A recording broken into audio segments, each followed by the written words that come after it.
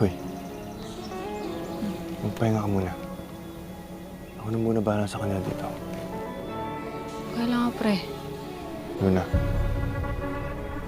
Please. Kailangan mo magpahinga. Magpapahinga lang ako, pre, pag wala tayo sa islang to. Kasama ko na ulit yung mga kapatid ko. Kaya magiging successful na chef ako, pre. At magkakaroon ako ng sarili kong restaurant. Matutupad lahat ng pangarap mo. Pangako. Kung ang mga ako na isang bagay, di mo matutupad. Maniwala ka. Kahit anong mangyari, makakalabas tayo ng buhay dito.